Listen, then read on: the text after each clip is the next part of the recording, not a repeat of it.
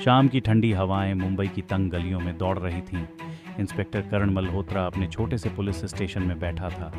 उसके सामने शहर की सबसे सनसनीखेज खबर पड़ी थी। एक हाई प्रोफाइल व्यापारी मोहित रॉय की हत्या। मोहित रॉय एक प्रभावशाली व्यक्ति जिसकी पहचान उद्योग जगत में किसी राजा से कम नहीं थी। उसे उसके ही आलीशान बंगले में गोली मार दी गई थी। खास बात यह थी कि घर के सारे सुरक्षा सिस्टम काम कर रहे थे। कोई जबरन घुसने के निशान भी नहीं थे। ये कोई साधारण हत्या नहीं लग रही थी, बल्कि एक योजनाबद्ध अपराध था। करण का दिमाग इस पहेली को सुलझाने में उलझ गया था। मोहित रॉय के दुश्मन तो बहुत थे, लेकिन ऐसा कौन हो सकता था जो इतनी चालाकी से उसे मार सके। पहला सुराग मिला मोहित रॉय के निजी ड्राइवर रामू से। रामू ने बताया कि उस रात मोहित साहब के घर पर कोई खास मेहमान आया था। एक आदमी था साहब, उसकी आवाज़ अजीब सी थी। मैंने पहले कभी उसे नहीं सुना था। करण ने सोचा कि वो आदमी कौन हो सकता है, और फिर उसने मोहित की पत्नी नेहा रॉय से पूछताछ की। नेहा एक शांत और सुलझी हुई महिला थी, लेकिन उसके चेहरे पर चिंता की लकीरें साफ दिख रही थीं। क्या आपको किसी पर शक है मैडम? करण ने पूछा। नेहा ने थोड़ा रुककर कहा, मोहित के कुछ पुराने दुश्मन थे, लेकिन वे सभी लोग अब उसकी ताकत से डरते थे। मुझे किसी का नाम लेना नहीं आता, लेकिन हाँ, पिछले कुछ महीनों से वह किसी बात से परेशान था। ये जानकारी करण के लिए नई थी। उसने तुरंत मोहित के पुराने रिकॉर्ड खंगालने का निर्णय लिया। जांच के दौरान करण को पता चला कि मोहित का अतीत भी उतना ही काला था जितना उसका वर्तमान।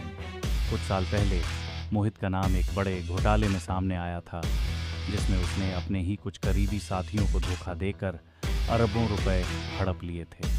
उनमें से एक नाम था रवि शुक्ला। रवि शुक्ला कभी मोहित का सबसे करीबी दोस्त हुआ करता था, लेकिन घोटाले के बाद उसका सब कुछ बर्बाद हो गया था। रवि ने मोहित को जान से मारने की धमकी भी दी थी, लेकिन फिर अचानक वह गायब हो गया था। करण को यकीन था कि रवि इस मामले की कड़ी हो सकता है। करण ने रवि का पता लगाना शुरू किया। बहुत खोजबीन के बाद उसे पता चला कि रवि अब मुंबई में ही रहता था, लेकिन उसने अपनी पहचान बदल ली थी।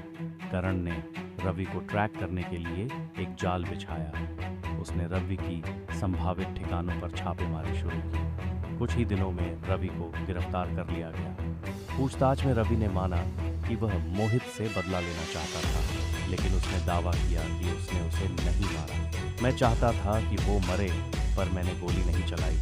मैंने बस उसकी कमजोरी को हवा दी थी, रवि ने कहा। करण उलझ गया।